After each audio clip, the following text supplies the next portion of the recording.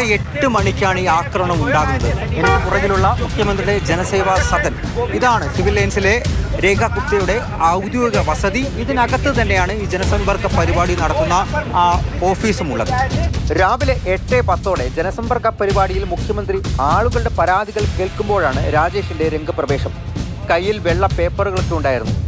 രേഖാ ഗുപ്തയുടെ അടുത്തെത്തി പെട്ടെന്ന് കയ്യിലും മുടിയിലും പിടിച്ചു വലിച്ചു. വീഴാൻ പോയ ഡൽഹി മുഖ്യമന്ത്രിയുടെ തല മുന്നിലുള്ള മേശയിൽ ഇടിക്കുകയായിരുന്നു. എല്ലാം സെക്കൻഡുകൾ കൊണ്ടാണ് സംഭവിച്ചത്. അപ്പോൾ തന്നെ അക്രമിയെ പോലീസ് കീഴ്പ്പെടുത്തിയിരുന്നു. കസ്റ്റഡിയിലെടുത്ത് ഇയാളെ സിവിൽ ലൈൻസിലെ പോലീസ് സ്റ്റേഷനിലേക്കാണ് കൊണ്ടുപോയത്. ഈ പ്രതി രാജേഷ് കിംജി, അദ്ദേഹത്തിൻ്റെ അമ്മയുടെ പ്രതികരണം അനുസരിച്ച് അദ്ദേഹം നായ്ക്കളെയെല്ലാം ഒരുപാട് ഇഷ്ടപ്പെടുന്ന ഒരാളായിരുന്നു. ഈ അടുത്തുണ്ടായ ദില്ലിയിലെ നായ്ക്കളെ സംബന്ധിച്ച്, തെരുവ് നായ്ക്കളെ സംബന്ധിച്ചിട്ടായിട്ടുള്ള സുപ്രീം കോടതി ഉത്തരവിൽ അദ്ദേഹത്തിന് വലിയ രീതിയിൽ വിഷമമുണ്ടായിരുന്നു. അതൊക്കെ സംസാരിക്കണം, അധികാരികളുമായി അതിനെപ്പറ്റി സംസാരിക്കണം എന്നുള്ള കാര്യം ഉന്നയിച്ചുകൊണ്ടായിരുന്നു അദ്ദേഹം ഡൽഹിയിലേക്ക് വന്നതെന്നുള്ള ഒരു പ്രതികരണം കൂടിയാണ് അദ്ദേഹത്തിൻ്റെ വീട്ടുകാരുടെ ഭാഗത്തു നിന്നും ഇപ്പോൾ ഉണ്ടായിരിക്കുന്നത്. വീട്ടുകാരെയും പ്രതി അനാവശ്യമായി ഉപദ്രവിക്കുമായിരുന്നു. ഇയാൾക്ക് മാനസിക പ്രശ്നങ്ങൾ ഉണ്ടായിരുന്നോ എന്നും പരിശോധിക്കുന്നുണ്ട്.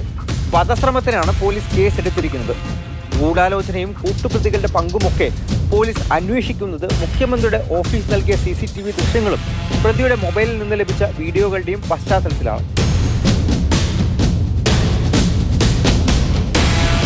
ഓഗസ്റ്റ് 19 രേഖാ ഗുപ്തയുടെ വീടിനടുത്ത് പ്രതി നിൽക്കുന്ന CCTV ദൃശ്യങ്ങളും പരിപാടികളുടെ മൊബൈൽ ദൃശ്യങ്ങളുമൊക്കെ പോലീസിന് ലഭിച്ചു. IB അടക്കം രാജേഷിനെ ചോദ്യം ചെയ്യും. സുരക്ഷാ വീഴ്ചയാണ് മറ്റൊരു വിഷയം. ആക്രമണത്തിന് ശേഷം ഈ വസതിക്ക് മുന്നിൽ വലിയ രീതിയിലുള്ള സുരക്ഷയാണ്. പോലീസുകാരുണ്ട്. മാധ്യമപ്രവർത്തകർക്കാണ് പിന്നെ ഇങ്ങോട്ട് വരാൻ അനുമതിയുള്ളത്. മുൻകൂട്ടി അനുമതി എടുത്തവർക്കും അതുപോലെ സർക്കാർ ജീവനക്കാർക്കും മന്ത്രിമാർക്കും എല്ലാം വരാം.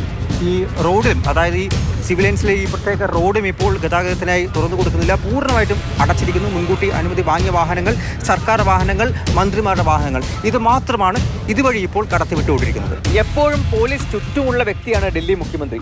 പക്ഷേ വീഴ്ച സംഭവിച്ചു. ആഭ്യന്തര അന്വേഷണത്തിന് DCP ഉത്തരവിട്ടിട്ടുണ്ട്. ഇത്തരം ആക്രമണങ്ങൾക്ക് തന്നെ തളർത്താനാകില്ല എന്നാണ് രേഖാ ഗുപ്തയുടെ പ്രതികരണം.